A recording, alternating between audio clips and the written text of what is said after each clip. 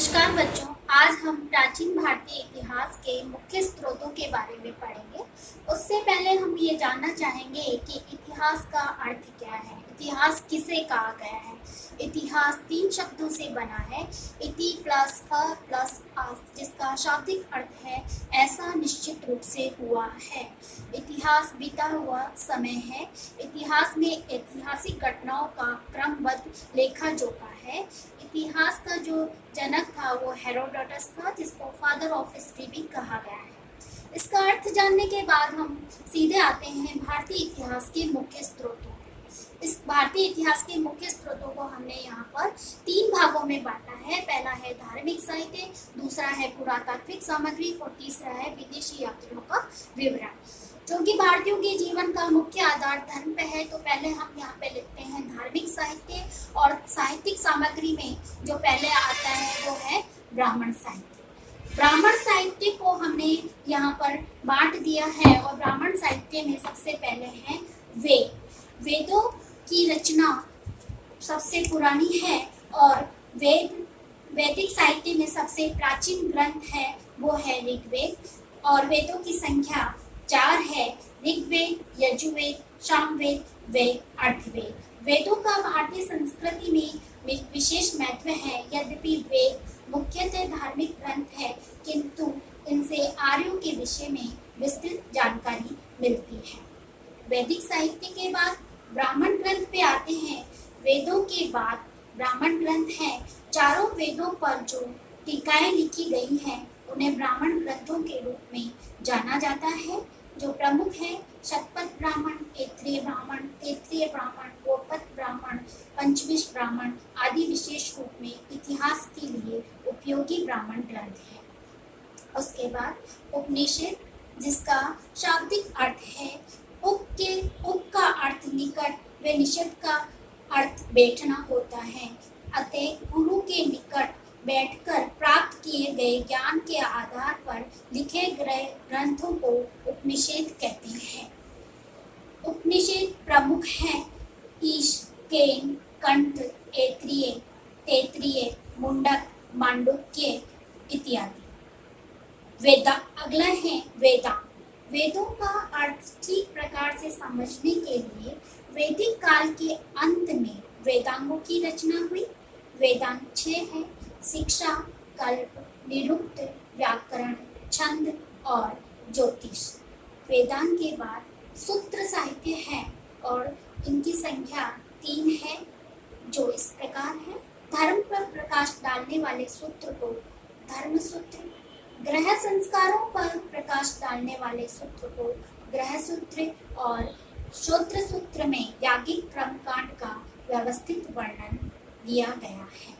इसके बाद है स्मृति साहित्य। स्मृतियों की संख्या निश्चित नहीं है, परंतु इनकी 5 स्मृतियां मुख्य हैं, जो इस प्रकार है: नारद स्मृति, बृहस्पति स्मृति, कात्यायन स्मृति, याज्ञवल्क्य स्मृति और सबसे प्राचीन मनु स्मृति है।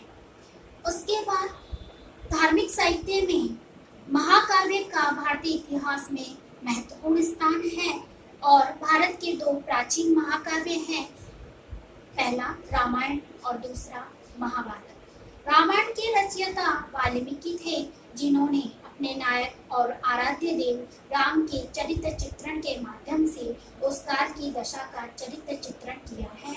और महाभारत की रचयिता वेद व्यास थे, जिन्होंने उस समय की तत्कालीन राजनीतिक स्थिति, भौगोलिक दशा, संस्कृति, समृद्धि और रहन सहन आदि का विशद विवरण प्रस्तुत किया है। भगवत गीता महाभारत का ही एक भाग है, जिसकी उपयोगिता समस्त विश्व में स्वीकार की गई है। महाभारत के विषय में लिखा है, जो महाभारत में है वह विश्व में है, और जो महाभारत में नहीं है वह विश्व में अलग है। साधारण भाषा या साधारण परिभाषा में हम कहें तो रामायण और महाभारत का इतिहास में महत्वपूर्ण स्थान है। उसके बाद ब्राह्मण साहित्य की अगली उसी में पुराणों का स्थान है। पुराणों की संख्या 18 है, किंतु इनमें से 5 का अधिक ऐतिहासिक महत्व है। मत्स्य, मार्कंडेय, भागवत, विष्णु, वायु और ब्रह्मांड पुराण। ऐतिहासिक दृष्टि से इनका महत्वपूर्ण स्थान है। यहाँ पर हमारा जो धार्मिक साहित्य में से ब्राह्मण साहित्य पूरा होता है, और ब्राह्मण साहित्य को मैंने एक सर्किल के माध्यम से भी समझाया है जो आपके लिए उपयोगी हो सकता है।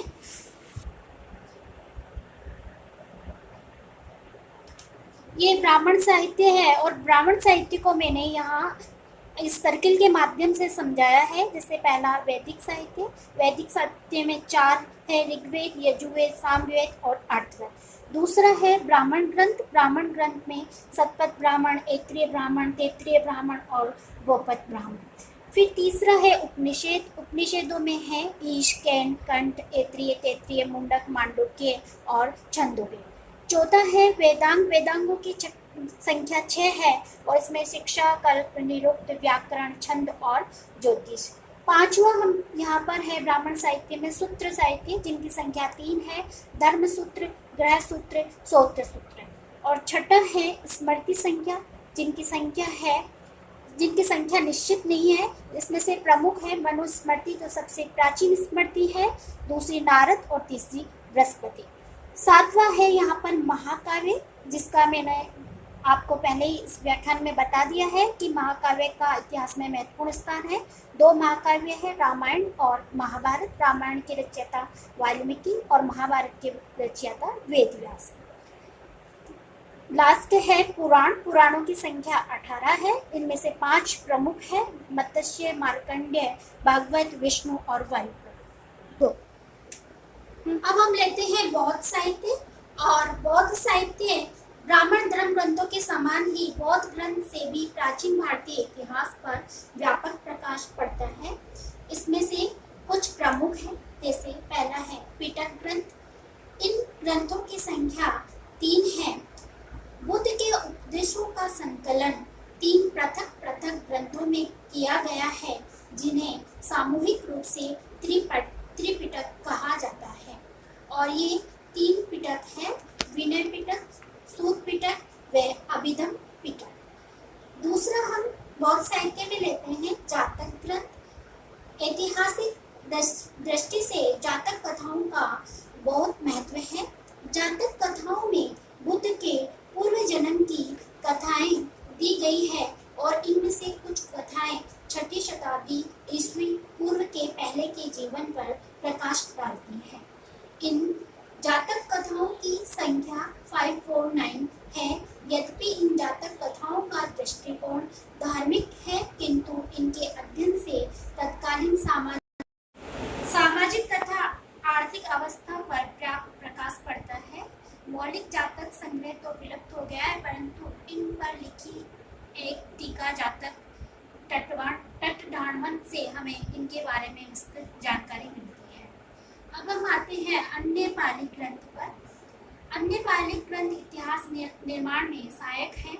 इन ग्रंथों में पाली बौद्ध ग्रंथों में 3 ग्रंथ विशेष उल्लेखनीय है, मिलिंद, पन्हो, दीपवंश और महावंश। इसके बाद संस्कृत और बौद्ध ग्रंथ। पाली भाषा के अतिरिक्त संस्कृत में भी बहुत से बौद्ध ग्रंथ लिखे गए हैं, जिनमें प्राचीन भारतीय इतिहास पर पर्याप्त प्रकाश डाला गया है। इनमें महावस्तु, ललित विस्तर तथा बुद्ध चरित्र मुख्य रूप से हैं। इन ग्रंथों में महात्मा बुद्ध के जीवन के साथ साथ तत्कालीन जीवन की सामाजिक एवं सांस्कृतिक सूचनाएं भी मिलती हैं।